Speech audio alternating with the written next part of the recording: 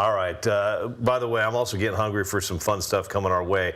U.S. men's national team, they're going to be at the Mariners game tonight. Mauricio Pochettino will throw out the first pitch tonight. The game's on the Big Five, King Five, and the Mariners took care of the Angels, finished off the sweep last night. Angels not good, but Terry, getting a sweep, it doesn't matter in MLB. Getting a sweep is a sweep. Absolutely. You're playing Major League Baseball, a sweep is a sweep.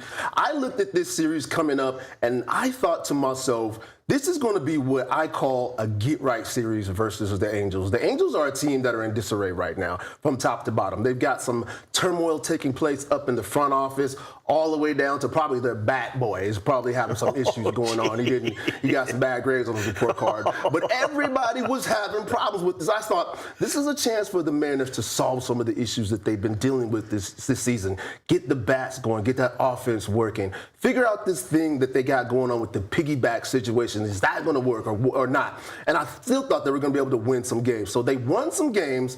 But unfortunately, we had some other things happen. But like you said, winning a series in the major leagues is a big deal. Doesn't matter who you're playing against. It's the major leagues. You got to stack up series wins. That's what they did. They get 3 wins against the Angels. Mariners only had 2 hits last night. They scored their 1 run on a bases-loaded walk, but they found a way. We'll get to Bryce Miller in a sec. As we mentioned, only 2 hits, but the Mariners did have some big at-bats. They were able to get on base with 4 walks. The big dumper had the biggest walk in the 6th inning.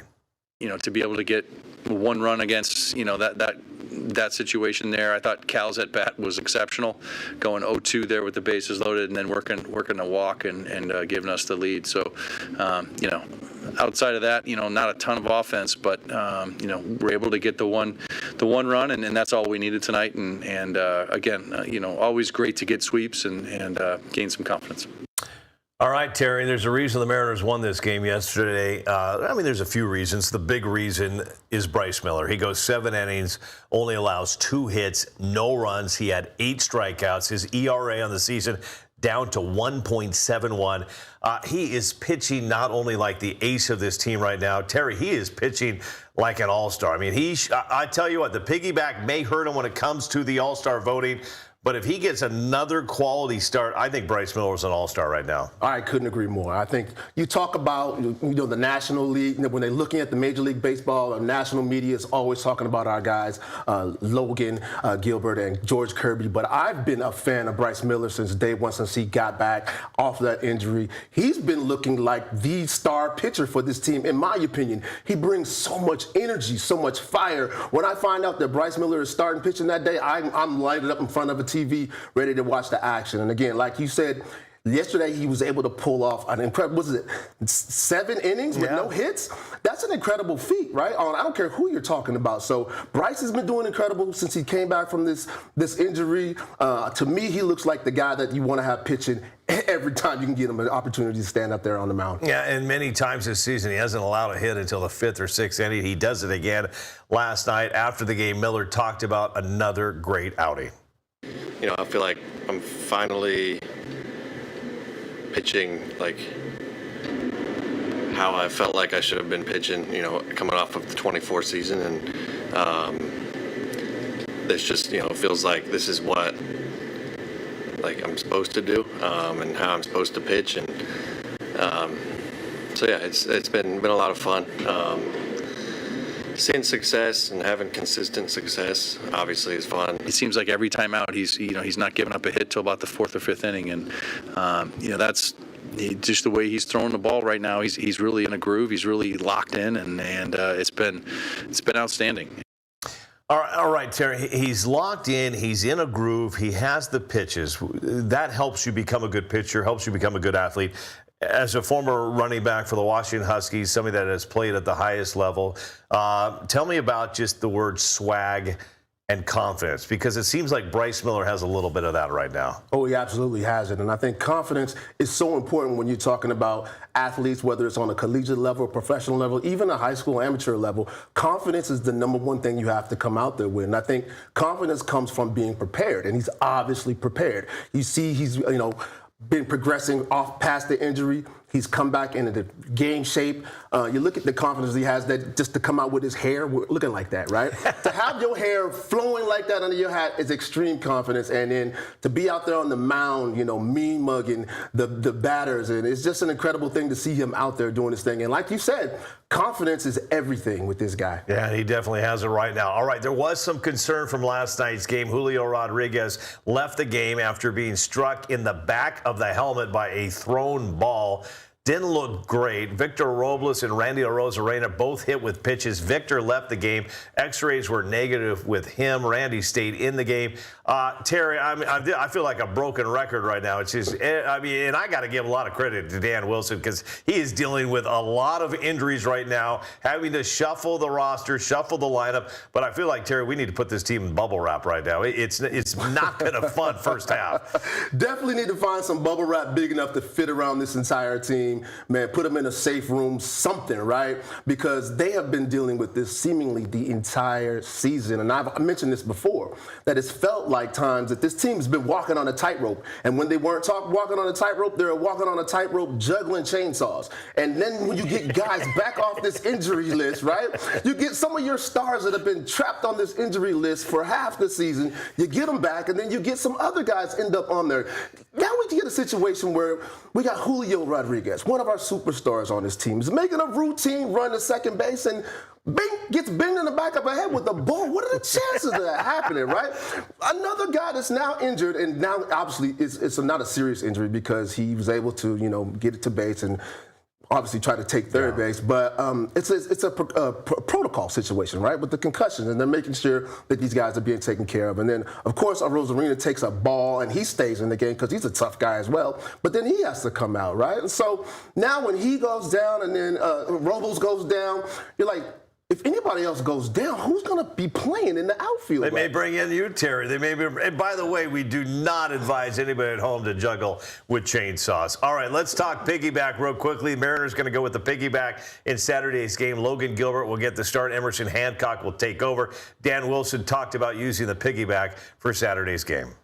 Everyone's sharing the load a little bit, and it was going to be those two before, and it will be those two again, and so I think that's more of where it stands rather than a strategical thing. It's just a matter of trying to keep everybody stretched out as best we can, and we felt like those are the next two guys up. All right, should be fun to see that on Saturday. Logan Gilbert's been pitching great. I would expect that combo to do pretty well. We've got Mariner great Jamie Moyer on the way, but first let's take a deep dive with our own Dusty Baker. Dusty, what are we looking at today? Normally we have the big pizza, deep dish pizza. This time we got the personal size pizza. We're going to go really quickly here. A quick glance, though, into this upcoming series for the Mariners. They're going up against the Toronto Blue Jays. We'll talk about the Blue Jays a little bit later in this show, but a lot of talk about why the Mariners have turned out the way they have this season. Maybe not the production as opposed to last year that they've had. Well, also the Blue Jays in a very similar situation. So that begs the question, is there such a thing as a playoff hangover? I want you guys to take a look at these stats because these are fascinating. The 2025 stats for the Blue Jays and the Mariners, of course, both teams finishing in first place in their respective divisions.